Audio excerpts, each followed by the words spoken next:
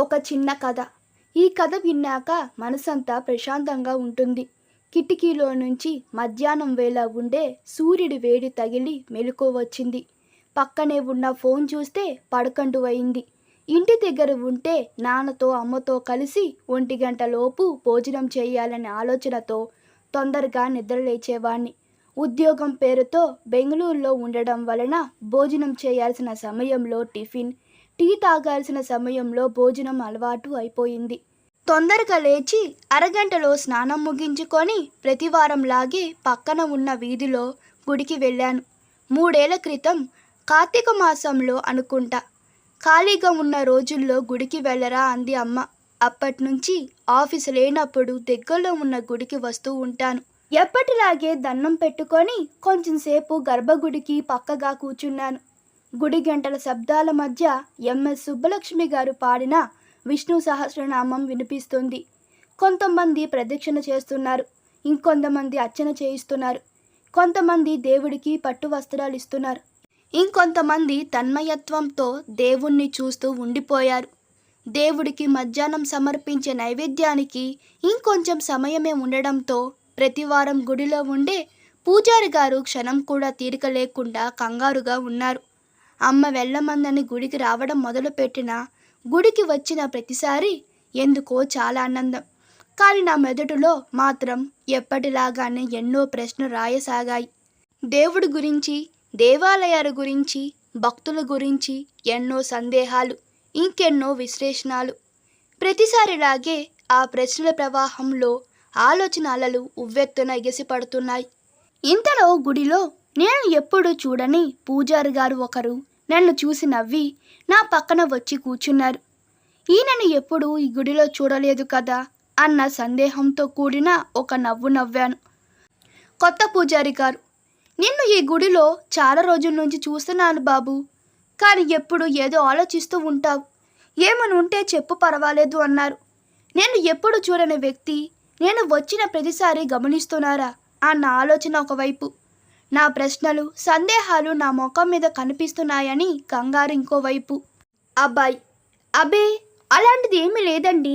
కొత్త పూజారి గారు, మధ్యాహ్నం నైవేద్యానికి గుడి మూయడానికి ఇంకా సమయం ఉంది బాబు.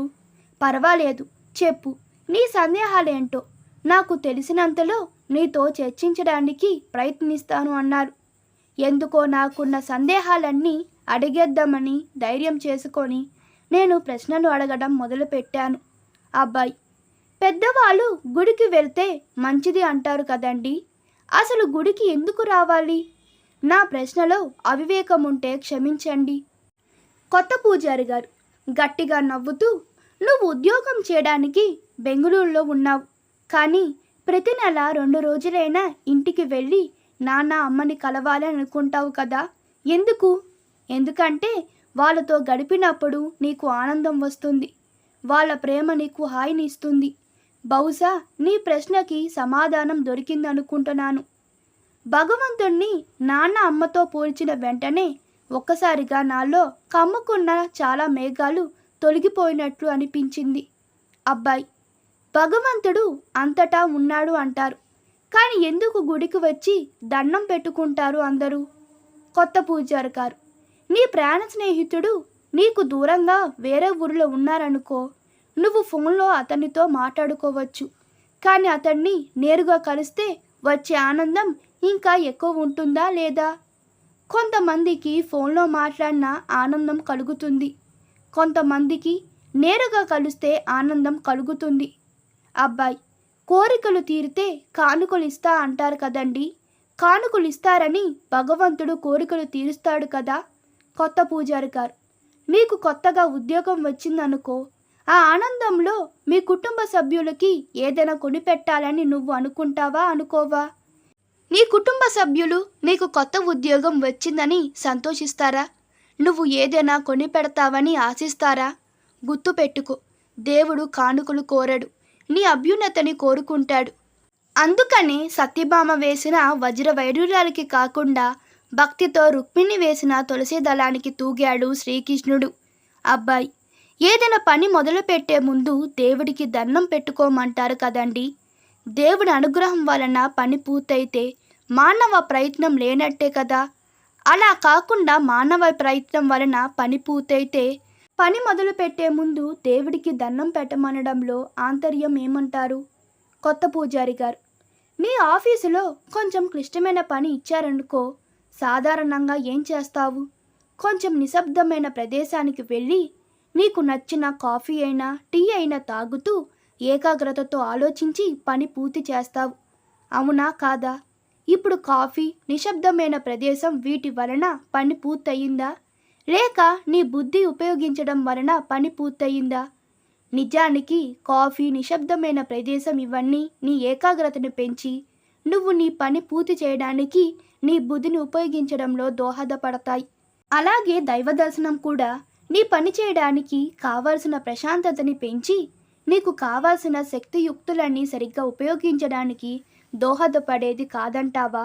అబ్బాయి: మొక్కులు తీర్చకపోతే భగవంతుడికి కోపం వస్తుందంటారు. అది ఎంతవరకు నిజమంటారు? కొత్త పూజారి గారు: మీ అమ్మగారితో నువ్వు ఇవాళ సాయంత్రం తప్పకుండా కూరగాయల మార్కెట్కి తీసుకొని వెళ్తా అని చెప్పి తర్వాత మర్చిపోయి నీ స్నేహితులతో కలిసి సినిమాకి వెళ్ళి వచ్చావనుకో, అప్పుడు మీ అమ్మగారు ఏమంటారు? స్నేహితులతో బయటికి వెళితే లోకం తెలియదు వెదవకి అని కోపంతో తిడతారా లేదా? అలా ప్రేమగా కోపడతారు, కానీ అలా మర్చిపోయినందుకు నువ్వు కష్టాలు పడాలని ఆశించరు కదా. మీ తల్లిదండ్రులకే ఇంత ప్రేమ ఉంటే లోకాలంతటికీ ఆ దేవుణ్ణి తల్లి తండ్రి అంటారు. తనకి ఇంకెంత ప్రేమ ఉండాలి? ఇవన్నీ విన్నాక ఎందుకో తెలియకుండానే ఆయనకి సాష్టాంగ నమస్కారం చేసేశాను. నాకున్న ప్రశ్నలు, సందేహాలు అన్నీ తొలగిపోయినట్లు అనిపించి ఆ ఆనందంలో కళ్ళల్లో నీళ్లు తిరిగాయి. ఆ పూజారి గారు నవ్వుతూ నా తల నిమిరి సరే బాబు, నైవేద్యానికి సమయమైంది చెప్పి వెళ్ళిపోయారు. తర్వాత తదేకంగా గర్భగుడిలో దేవుణ్ణి అలా తన్మయత్వంతో చాలాసేపు చూస్తూ ఉండిపోయాను. ఇప్పుడు దేవుణ్ణి చూస్తుంటే ఎందుకో తల్లిదండ్రులను చూస్తున్నట్లు, ప్రాణ స్నేహితులను చూస్తున్నట్లు అనిపించింది. నేను నా భావాలన్నీ నా కళ్ళతోనే ఆయనతో పంచుకుంటున్నానేమో అనిపిస్తోంది. ఆ కొత్త పూజారి గారిని కలవాలనిపించింది. ఆ రోజు సాయంత్రం మళ్ళీ గుడికి వెళ్ళాను, కానీ ఆయన కనిపించలేదు. కొత్త పూజారి గారిని కలవాలనే కోరిక ఆపుకోలేక ప్రతివారం గుడిలో ఉండే పూజారి గారి దగ్గరికి వెళ్ళి అడిగాను. పొద్దున ఒక కొత్త పూజారి గారు ఉన్నారు కదండి, ఆయన సాయంత్రం రాలేదా? కొత్త పూజారి గారా? ఎవరు బాబు? పొద్దున కూడా నేను ఒక్కడే ఉన్నాను బాబు గుడిలో. నాతో పాటు ఇంకో పూజారి గారు ఎవరు లేరు బాబు. లేదండి, నైవేద్యానికి ఇంకా సమయం ఉంది, ఆయన నాతో మాట్లాడారు కూడా అని అంటూ ఆగిపోయాను నేను. నైవేద్యానికి సమయం అయిందని అన్నారు, కానీ భగవంతుడికి నైవేద్యం సమర్పించడానికి సమయం అయిందని అనలేదు కదా. ఈ విషయం స్మరించగానే ఒక్కసారిగా ఆశ్చర్యపోయాను. నాకేమీ అర్థం కాలేదు. అలా కూర్చుండిపోయాను. ఇంతలో అమ్మ నుంచి ఫోన్ వచ్చింది. గుడి నుంచి బయటకు వచ్చి ఫోన్ మాట్లాడాను. ఏరా, ఏం చేస్తున్నావు? ఇప్పుడే నాన్న నేను టీ తాగాము. నువ్వు భోజనం చేశావా? పొద్దున గుడికి వెళ్ళి వచ్చావా? పొద్దున దేవుణ్ణి కలిసొచ్చానమ్మా అన్నాను తన్మయత్వంతో కూడిన స్వరంతో. ఈ కథ మీకు నచ్చినట్లయితే మీ అభిప్రాయాలు కామెంట్లో తెలపండి. Please like, share and subscribe to my channel. Thank you.